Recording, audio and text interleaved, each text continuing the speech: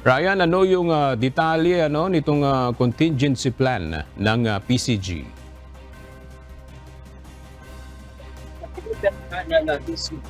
Meron na silang contingency plan. Pero hindi na ito Pa sa media kung ano ang kanilang gagawin kung sakaling harasin itong civilian caravan ng ating ito coalition nakatakdang magtungo sa West Philippine Sea.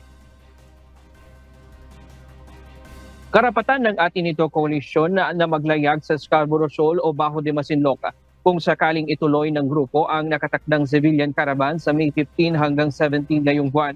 Sinabi ni Commodore J. Tariela, tagapagsalita ng Philippine Coast Guard for the West Philippine Sea, na ang namonitor ni Ray Powell ay forecasting ng maaaring mangyari dahil sa namonitor nito ng mga barko ng China na patungo sa Scarborough Shoal.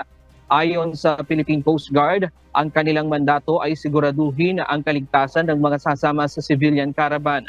Muli nitong nilinaw na ang inisyatibong ito ay galing sa mga sibilyan at walang kinalaman ng pamahalaan sa kanilang paglalayag.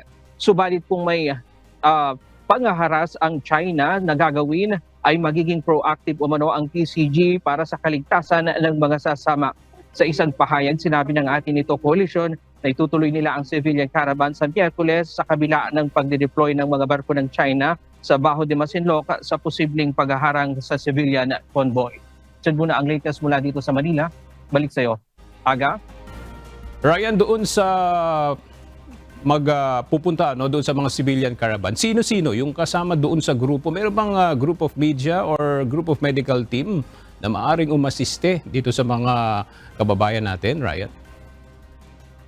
Meron na mga international at mga local medias na kasama dito at nakatakda na nga na tumulak itong grupo sa bukas ng umaga papuntang Botolan, Zambales, at kung saan mula doon ay magja-jump off sila sa isang lugar dyan patungo sa Scarborough Shoal. At kasama nga rito yung mga ilan na mga sumama din noong unang civilian caravan na binalak naman na magtungo dito sa isang bahagi naman ng West Philippine Sea. At karamihan dyan ay mga youth leaders.